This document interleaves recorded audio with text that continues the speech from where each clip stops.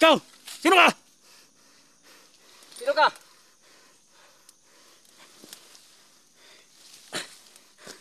Sino ka ha? Sino ka? Sige. Ikaw! Sige! Sana makita ko na yung utol ko. Kasi doon sa banda doon may nagsasalita. Sana makita ko na yung utol ko. Tulad.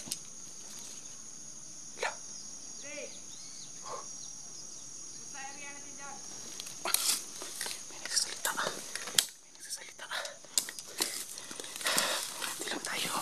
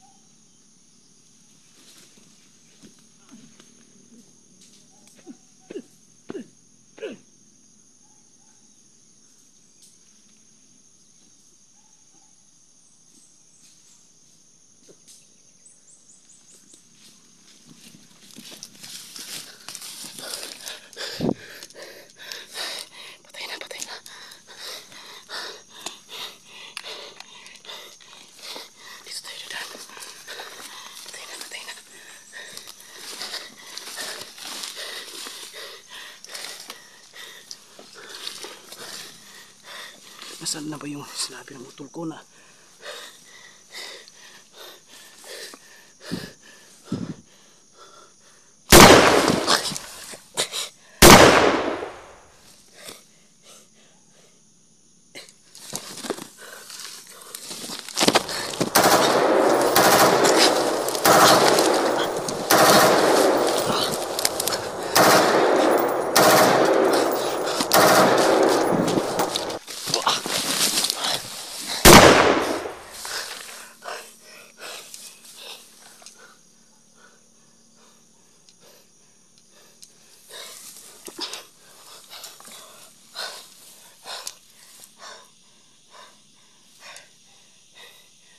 Lord, gabayan mo ako sa pag-miss mo yun. Huwag mo akong pabayaan.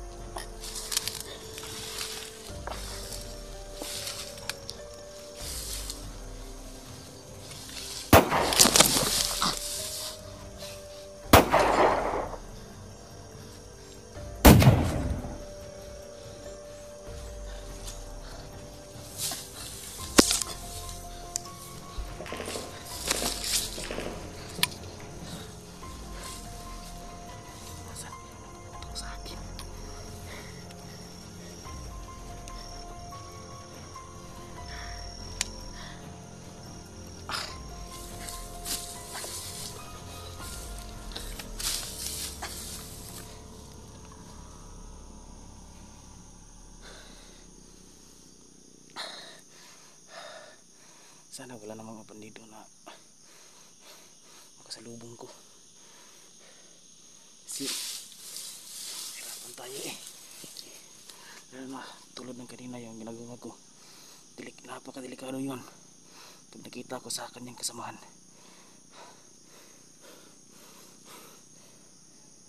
Napakadelikado. Sana makita na kami ng utol ko. Yung sabi niya, yung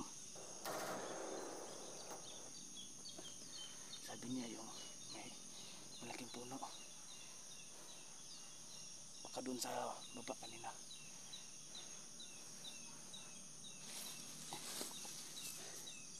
Napakahirap ito tol. Lalo na pag ganitong mga lugar. Napakahirap talaga. Hindi ka makalakbay ng maayos. Kasi pag tumayo ka, yari ka talaga.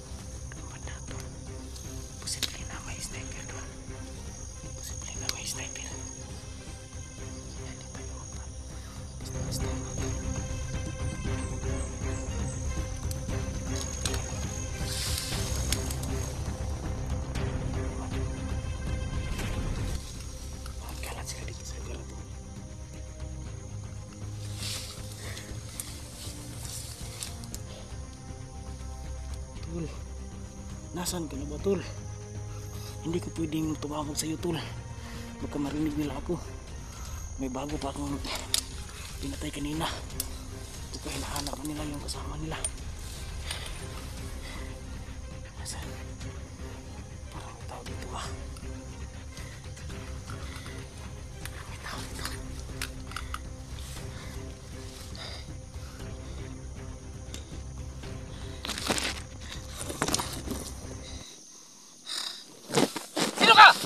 Ikaw! Sino ka? Sino ka?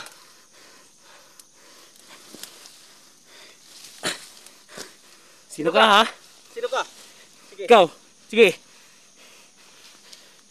Kunin mo yung takip sa mukha mo. Sino ka? Ikaw ba yan tol? Tol! Kunin mo yung mukha mo. Kunin mo yung takip mo. Baka nagpapanggap ka lang. Ikaw! Ha? Ikaw! Okay, sino ka? Kunin mo! Magbilang ako ng 3! Kunin mo! Sabay-sabay tayo! Isa! Sige. Hindi mo kunin ah. Ay tol! Ikaw naman! Tol! Uy! Kala ko na malapit tayong binaril eh. Kanina, may napatay ako kanina eh. Ha? May napatay ako kanina dun. Bakit ka nakapunta dito? Akala ko yung kuan, yung akala ko kalaban eh. Buti lang rescue tulong kayo sa aking rescue. Pumunta kasi ako kasi nabalita ko kasi yung nangyari ka papa eh. Hindi ko naman misikmura yung ginagawa mo dito. Napakasi hirap talaga. Kaya nga, Kumusta ka na? ilang araw na ako dito, ilang gabi na ako dito sa bundok. Naghanap ni Papa nung una si Mama. Yung pagpunta ko ba? Oo. Yung tinawagan ako ni Papa at sa kay mama. Tapos? Papuntahin ako sa kanilang bahay. Dahil mag-ihaw ng, ano ba, yung manok na Bisaya. Pagkatapos, yun, hindi ko inaasahan na may kalaban na aking na nakita, may bitbit na armas, yung baril. Hindi talaga sa akin yung paglalakbay dito, patungo dito tol. Grabe. Marami akong mga bandidong kita. Yun na nga, Yung mga mahaba pa yung mga baril nila. yun na nga. Hindi tayo kumpiyansa. Buti na lang, may naisipan mo na tinulungan mo ako dito. Anong pangalan mo? Akala ko yung kalaban ba? Kala ko din kasi nakapatay ko lang yung isa doon Sa unahan. Oo. Akala ko sino yun si Dagol 21 Adventure. Hindi mo ba ako kilala pagtawag ko? Kilala ko pero hindi ako kampante. Dahil naranasan ko dati yung sobrang kampante ako sa isang tao pagkatapos kalaban. Yun na nga. Buti na lang hindi po nila ako pinatay. Yun nga lang. Grabe. Ang gagawin natin tol, ngayon nagkita naman tayo. Lahat ng lahat ng location dito, hindi tayo mo kumpiyansa dahil marami ako napatay dito, banda. At tingnan mo yung paglubog sa araw, yung pagtawag mo sa akin. Oo. Maraming mga kalaban doon. Lungbaril ang kanilang bitbit. Yun na nga, lakbay ako. Palagi akong nagdasal sa Panginoong Hesus. Grabe ako nga din Yung paglakbay ko pupunta dito. Hindi ko inasahan na ganun pala. Ngayon, sabay-sabay na lang tayo para madali nating makita si Papa. Maiba nga. Kumusta na nga si Mama? Si Mama, tinatawagan ko, okay naman si Mama. Nakauwi na.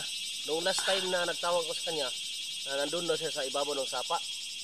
Pagkatapos, nagpunta ako, pero hindi ako na basta-basta nakapunta doon dahil marami nakaharang Sabi ni Mama, nandun lang, tago siya.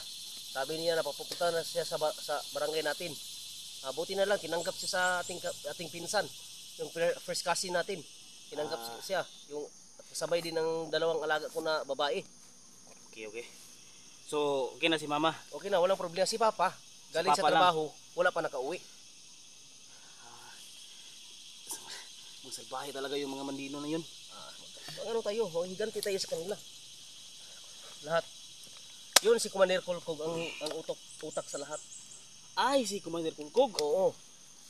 Ngayon lang ako nakakalam na yun Yun ang napaka sobrang tapang daw ng tao na yan. Buhayin niya ang patay. Grabe no? Oo nga. Ako dati, pinuntahan ko sa kanilang na hindi ko inasahan nakapunta ko sa kanilang kampo. Pagkatapos, yun na nga, try ko po ang agimat na binigay ng albularyo sa akin. Pero hindi ka sa kanya Malakas ang kanyang kapangyarihan sa kanyang agimat. Hindi ka talab sa kanya. Hindi katalab. Hirapan ako. Yun na nga, naisipan ko na lang na uwi na lang ako. Sige. Tulungan natin yan. May binigay naman yung albularyo sa akin nandito sa kwintas ko. Mas mabuti. Napag-isipan mo na tinulungan mo ako. Hindi tayo magtagal dito. Sige, tayo na.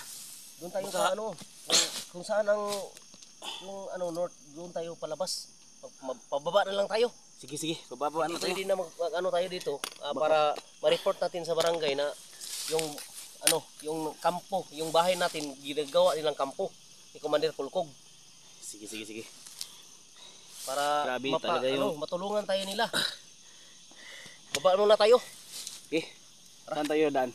Doon tayo sa panor tayo. Kunting ingat lang. Kasi kadalasan yung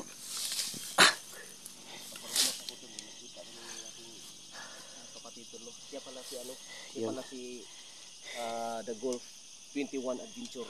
kita na tayo sa Hindi kapatid ako ko, tol. hindi ako nagkampante tol dahil naranasan ko na sobrang kampante ko 100%, pero yun na nga, masamang tao. Kala ko masama. Nagtek na tayo kanina tol Kala ko ibang bandido na. Nagpasalamat tayo kasi nakita na tayo yung kapatid ko. Yun tol. Hindi na ako makakabahan ito.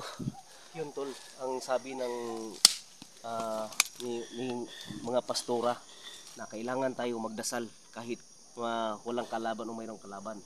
Pastora, salamat po sa palagi kayo nag-advise sa akin, Pastora ha. Sige, Pastora. Salamat po. Maraming salamat po. Tara, dito tayo na daan. Sige. Oh, sige. Ipisid lang tayo.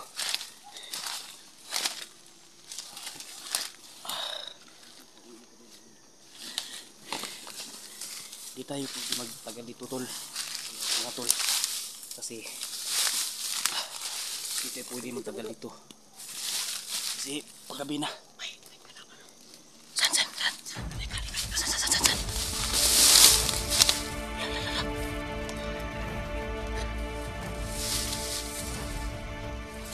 Yan ang sabi ko sa'yo eh. Hindi tayo kumpiyansa. Yan ba yung mga bawa ni Commander Kulkul? Sigurado yan. Nakikila mo yung mga tao na yan.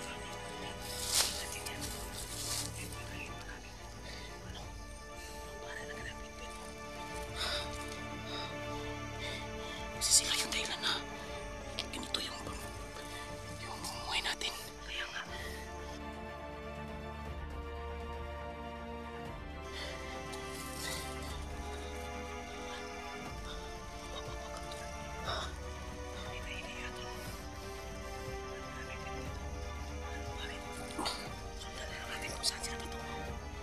Sige.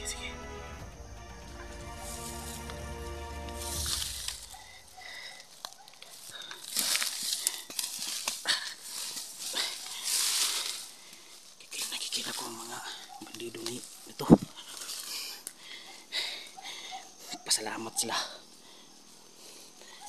Salamat talaga sila na ito lang yung dala namin yung kapatid ko.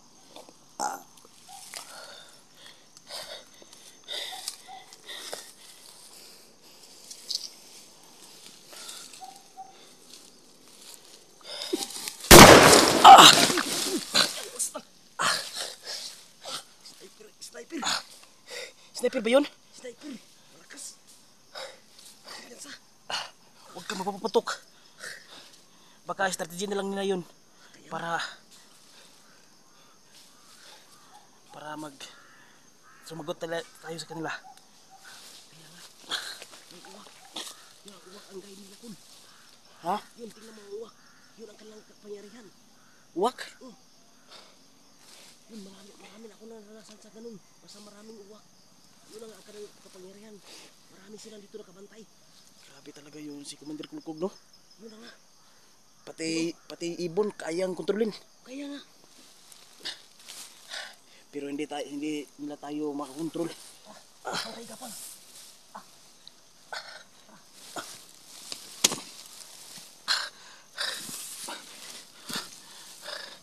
Saan ba yun? Pauwi na kami. Pero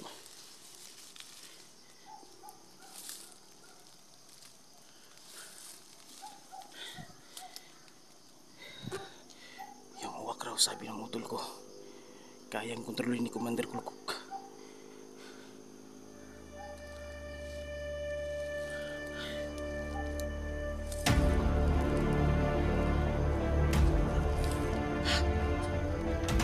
Saan?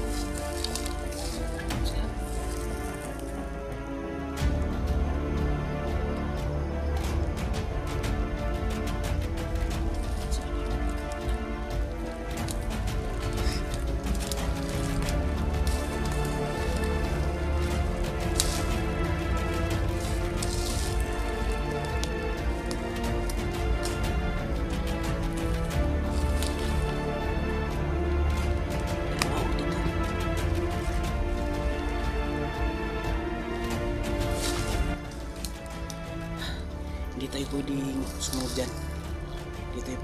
dyan. Baka patibong lang nila yan. Nasusundan natin. Baka mayari pa tayo dyan. So, dito tayo dadaan.